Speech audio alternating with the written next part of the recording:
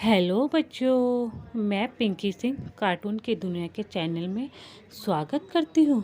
बच्चों, जो मेरे चैनल पे नए हैं मेरे चैनल को लाइक कर ले और सब्सक्राइब करना ना भूले, ताकि आने वाले वीडियो का नोटिफिकेशन आप लोगों के पास पहुँच जाए। बच्चों, आज मैं एक और नई और मज़ेदार स्टोरी के साथ आई हूँ। चालाक बंदर और दो बिल्लियों की कहानी। आइए सुनते हैं जरा। दो बिल्लियाँ आपस में अच्छी दोस्त थी। वे सारा दिन एक दूसरे के साथ खेलती, ढेर सारी बातें करती और साथ में भोजन की तलाश करती। एक दिन दोनों भोजन की तलाश में निकली।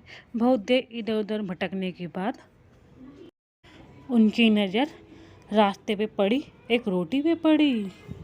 एक बिल्ली ने झट से रोटी उठा ली और मुंह में डालने लगी। तब दूसरी बिल्ली ने उसे टोक कर बोला, अरे तुम अकेले कैसे इस रोटी को खा रही हो? हम दोनों ने साथ में इस रोटी को देखा था, इसलिए हमें इसे बांट कर खानी चाहिए। पहली बिल्ली ने रोटी तोड़कर दूसरी बिल्ली को दिया, लेकिन वह टुकड़ा छोटा था। ये देखकर उसे बुरा लगा और वह बोली, अरे ये टुकड़ा तो छोटा है, तुम्हें रोटी को बराबर टुकड़े में करने चाहिए। तुम मेरे साथ बेईमानी कर रही हो। इस बात पर दोनों में बहस होने लगी। बहस इतनी बड़ी कि दोनों लड़ने लगी।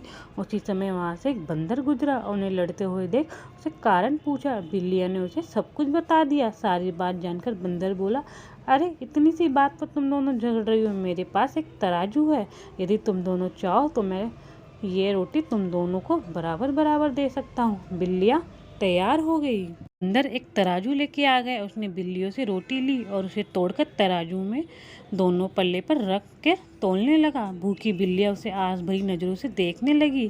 तराजू के पल्ले पर रखी रोटी टुकड़ों में से एक टुकड़ा बड़ा और एक टुकड़ा छोटा था, जिससे पल्लड़ा एक तरफ झुक गया। तब बंदर बोला, अरे ये क्या, एक टुकड़ा दूसरे से बड़ा है, चलो मैं इसे बराबर कर देता हूँ। उसने रोटी के बड़े टुकड़े को थोड़ा सा तोड़ा और अपने मुंह में डाल लिया। अब दूसरा टुकड़ा पहले से बड़ा हो गया। बंदर ने अब उसे थोड़ा सा तोड़ा और अपने मुंह में डाल लिया। फिर तो यही सिलसिला चल पड़ा। रोटी के जो टुकड़ा बड़ा होता वो बराबर करने में बंदर उसे तोड़ के खा जाता। ऐसा करते करते रोटी के बहुत छोटे छोटे टुकड़े रह गए। अब बिल्लियाँ घबरा गई। उन्हें लगने लगा कि ऐसे में तो उनके हिस्से में कुछ भी नहीं आएगा।